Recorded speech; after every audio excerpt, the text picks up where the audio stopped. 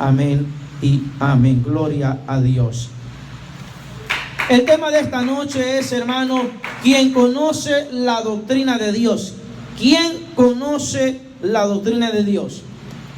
El versículo que acabamos de leer dice que con lisonja seducidad a los violadores del pacto, mas el pueblo que conoce a su Dios se esforzará y actuará. En pocas palabras está tratando que la gente, habrá muchos que quieran engañar, los que violan el pacto, los que no quieren obedecer la palabra de Dios y la están quebrantando, quiere engañar al pueblo de Dios. Pero el que conoce la Biblia, el que conoce a su Dios, el que tiene doctrina de Dios, no va a ser engañado fácilmente, porque reconoce quién está hablando la palabra de Dios, quién es una persona que él vive y practica lo que la Biblia dice. Amén. Dele palmas de alabanza al Señor. Por eso el tema es quién conoce la doctrina de Dios. Y es bien interesante, hermano, porque hoy en estos últimos tiempos no todos conocen la doctrina de Dios. Conocer y practicarla, hermano, son cosas bien diferentes, pero bien importantes en la vida del cristiano, porque muchos pueden conocerla y pueden aceptarla, pero no vivirla, no practicarla. Hay una gran diferencia en eso. Y cuando la Biblia, por eso es que dice ahí, el pueblo que conoce a su Dios, dice dos palabras bien importantes: se esforzará, ¿entiendes? Y actuará. No solamente dice esfuérzate, dice y actuará. Hay acción de esforzarse, sacar fuerza, hermano, donde no hay, y actuar. Tiene que haber hechos en la vida del cristiano, de la persona. Tiene que haber hechos, no solamente palabras, no solamente decir y aquí estoy y en qué puedo servir, no, sino también con hechos, lo que lleva la palabra, lo que lleva lo que hablamos, porque eso es bien importante e interesante. Dice en 1 Timoteo 6:1, habla, dice: todos los que están bajo el yugo de esclavitud tengan sus amos por dignos de todo honor, para que no sea blasfemado el nombre de Dios y la doctrina. Ahora, la palabra de Dios está hablando, hermano, aquí en la esclavitud. Está hablando en el sentido de aquel entonces, hermano, cuando las personas eran esclavas realmente y tenían amos, los compraban y tenían que servir a su amo. Está hablando que deben de amar a sus amos, los que están en esclavitud, los que han sido comprados para que sirvan ese servicio por la paga del dinero que los han comprado. ¿Por qué? Dice, por causa de la doctrina. Ahora, es importante, hermano, porque nosotros ahora, hermano, somos esclavos de Cristo Jesús. Dice la Biblia, hermano, que Él nos compró a usted y a mí con precio. Entonces somos sus esclavos. Entonces, como somos sus esclavos, debemos de amarlo, respetarlo, hermano, y debemos de adornar la doctrina de Él con nuestros hechos. No solo con palabras, sino que con hechos. Y también que otros miren que al que le decimos que es nuestro amo y que es nuestro Dios, que la Biblia, al Cristo, al Dios que nosotros hemos aceptado y le servimos, es verdadero, y que sepan que lo que hablamos y lo que estamos practicando es la doctrina de Dios, y el nombre del Señor sea exaltado y muchos vengan a su conocimiento.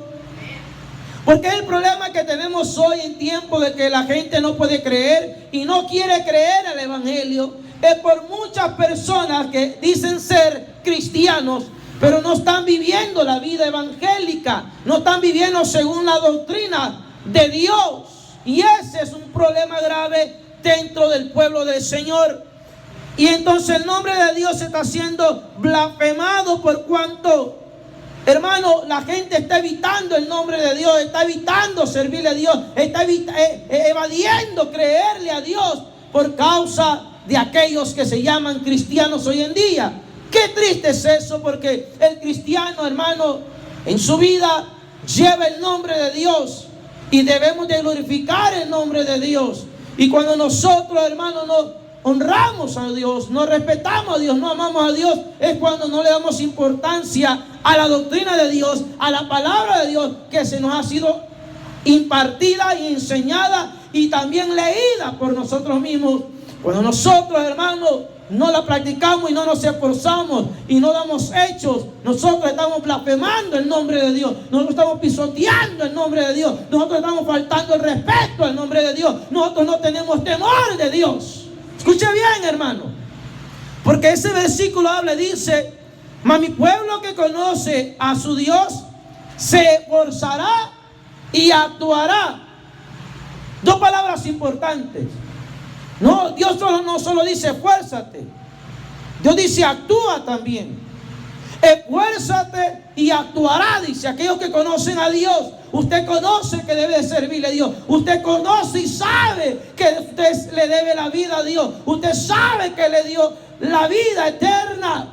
Pero si usted la quiere conseguir al final, usted debe de actuar conforme a lo que la Biblia nos ha enseñado y nos está demandando a nosotros como cristianos a vivirla.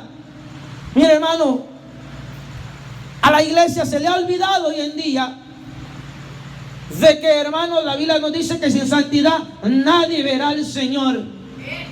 Hermano, esto está hablando, hermano, que debe haber un temor reverente en nuestra vida, de preocupación de cómo usted y yo estamos sirviéndole a Dios en estos últimos tiempos. La Biblia habla también, hermano, que el amor de muchos se enfriará.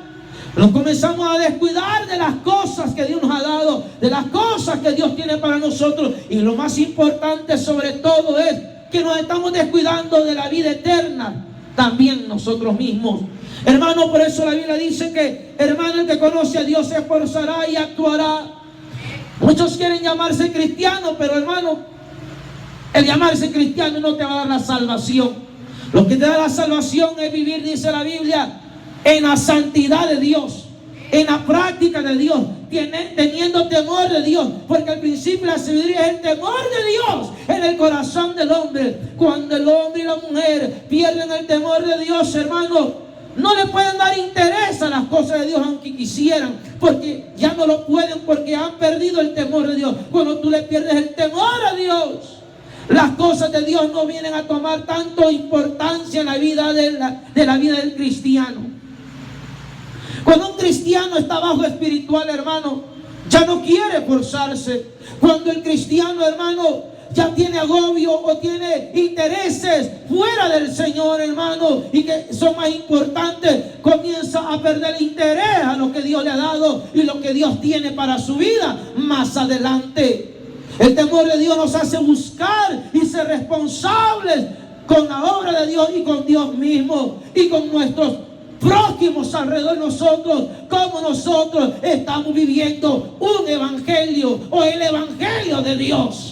Es preocupante porque ahora la iglesia, hermano, no quiere esforzarse y no quiere actuar.